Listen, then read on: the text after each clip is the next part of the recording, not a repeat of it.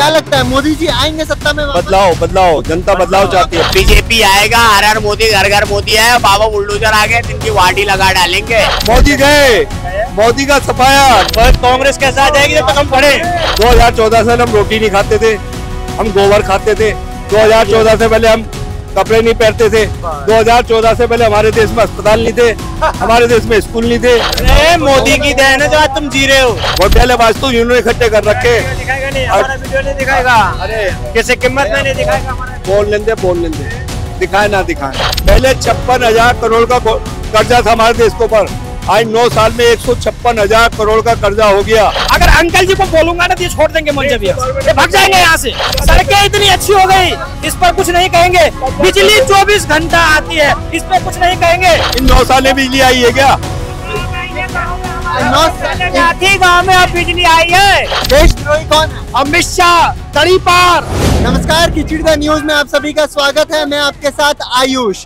एक हाल ही में सर्वे हुई है जिसके मुताबिक ये सामने आया है कि देश में अगर आज भी चुनाव होती है तो पहली पसंद जनता की नरेंद्र मोदी होने वाले हैं, प्रधानमंत्री मोदी होने वाले हैं और वापस से वो सरकार में आएंगे। पर क्या ये सर्वे सच है? इसमें जनता का क्या कहना है? जनता की क्या राय है? क्या जनता चुन के वापस लाएगी मोदी को? चलिए जानते हैं। आपका नाम क्या है? मेहरबान अली। क्या लगता है मोदी जी आएंगे सत्ता में? बदलाव जनता बदलाव चाहती है। बदलाव ऐसा क्यों? ऐसा बदलाव बस जनता चाह रही है, बदलाव देश की जनता चाह रही है। लोग तो कह रहे हैं कि मोदी जी ने बहुत काम किया। आज मैं बता दूं इतना काम करा। मेरी उम्र 9 साल की हो गई। आपकी उम्र 9 साल की? हाँ, क्योंकि 2014 से पहले 2014 से हम रोटी नहीं खाते थे, हम गोबर खाते थे। 2014 से पहले हम कपड़े नहीं पहनते थे। 2014 से पहले हमारे देश में अस्पताल नहीं थे, हमारे देश में स्कूल नहीं थे, हमारे देश में सड़क नहीं थी, हमारे देश में बस नहीं थी, हमारे देश में ट्रेन नहीं थी। सब कुछ 9 साल में हुआ है, इसलिए मेरी उम्र 9 साल की है। बल्कि सॉरी 9.5 साल की हो गई है अब, क्योंकि 9.5 साल इनको हो गए। 9.5 साल की हो गई है मेरी उम्र, 6 महीने बढ़ गए। तो ये सरकार जो 70 साल में आप इनके विकासों को पर तो तुम सरकार कर चला रहे हो। संविधान को ये मानते नहीं, जिसके ऊपर संविधान पर पूरा हक है। ये देश संविधान से चलता है, हिटलरशाही और तानाशाही से नहीं चलेगा। 9.5 साल के हो गए, 10 साल पूरे होने वाले हैं क्या? 10 साल पूरे होने वाले हैं, 24 में कर देंगे। 11वें में जाएंगे आप? वो तो जाएंगे हम। बदलाव मतलब मोदी आ रहे हैं फिर? मोदी गए, मोदी का सफाया। आपने तो बोला 11 साल में 150 उम्र हो सकती है। बदलाव कर रहे हैं ना 11 साल में। हम 11 साल में बदलाव कर रहे हैं ना मोदी के। 11 साल में बदलाव कर रहे हैं। जनता बदलाव चाहती है, बदलाव होगा और ये जनता का फैसला है। अभी ये कहते हैं इंडिया का देश का प्रधानमंत्री का चेहरा नहीं है। इनसे मैं पूछना चाहता हूँ, स्टेट में 5 स्टेट में चुनाव है, इनके बाद राजस्थान में चेहरा नहीं है, इनके मध्य प्रदेश में चेहरा नहीं है। आप मुख्यमंत्री का चेहरा नहीं ला सकते और आप कह रहे देश का प्रधानमंत्री इंडिया। 1977 में जनता पार्टी की सरकार आई थी। जेल में हम लोगों ने इमरजेंसी में मीसा में बंद थे, हम लोग मीसा में बंद हुए हैं।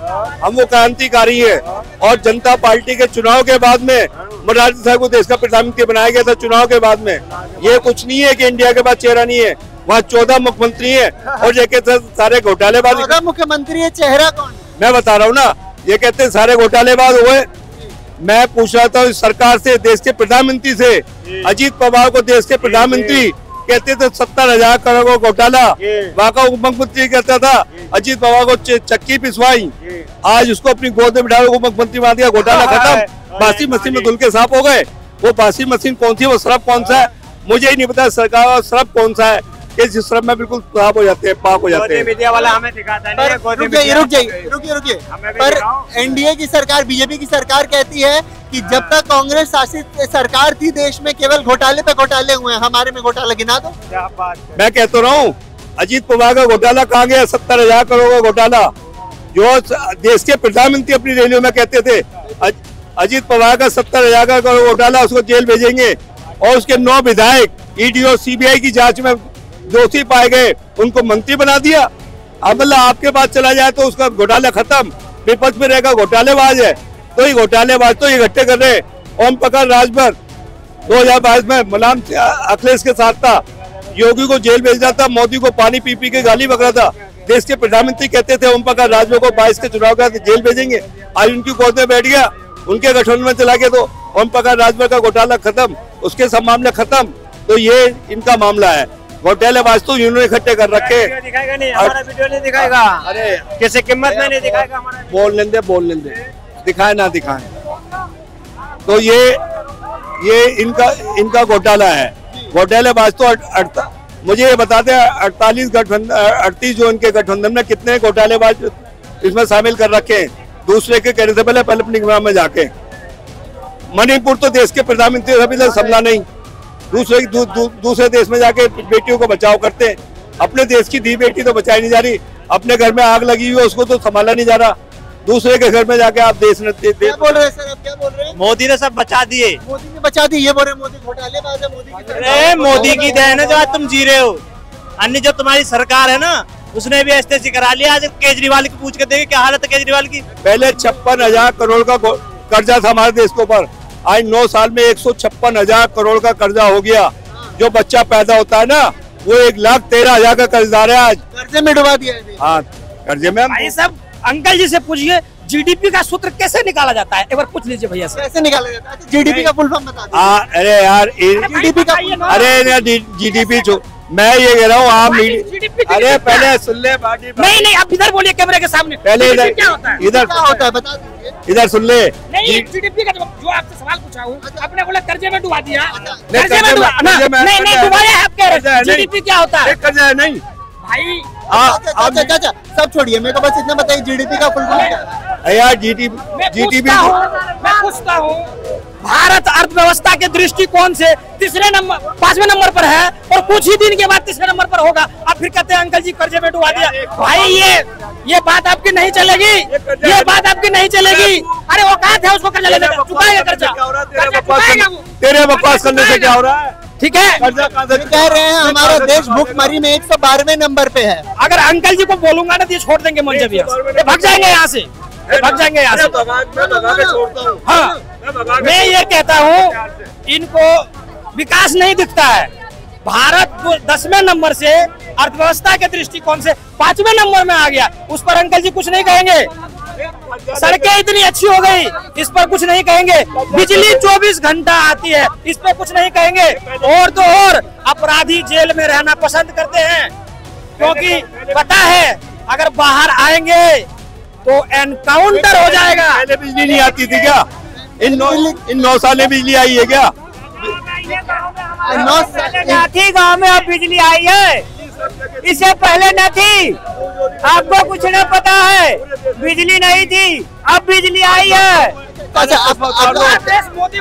वक्त पड़ जाए तो देशभक्ति निभानी चाहिए, देशद्रोहियों को धूल पे धूल चटानी चाहिए, देशद्रोहियों को धूल पे धूल चटानी चाहिए। मैं नहीं देश की जनता कह रही है, फिर से मोदी सरकार आनी चाहिए। देशद्रोही कौन है? अमित शाह। तड़ीपार कौन? पूरी दुनिया जानती है तड़ीपार कौन है। इन्होंने भाई ने कह दिया नरेंद्र मोदी जेल जा रहे हैं मई के बाद में। अच्छा। तो ये आप समझ लीजिए कौन डालेगा? कौन डालेगा? इंडिया जब जीतेगा तो यही जनता जो है उठा करके जेल में। फुल स्टॉप, एन में फुल स्टॉप, डी में फुल स्टॉप, सब में इसने फुल स्टॉप कर दिया है। ऐसा है, देखो मैं बताऊं, अगर फुल स्टॉप रख दिया है तो ये इतनी इंडिया नहीं जीतेगा। जिसमें फुल स्टॉप नहीं है वो इंडिया जीतेगा। ठीक है, आप सभी का बहुत बहुत शुक्रिया हमारे साथ जुड़े रहने के लिए। खिचड़ी द न्यूज़ को सब्सक्राइब करके बेल आइकन प्रेस कर दीजिएगा। कमेंट सेक्शन में अपनी राय जरूर बताइएगा कि क्या आप चाहते हैं कि हमारे देश में मोदी की सरकार की वापसी हो या इंडिया गठबंधन जीते। बहुत बहुत शुक्रिया आपका जुड़े रहने के लिए।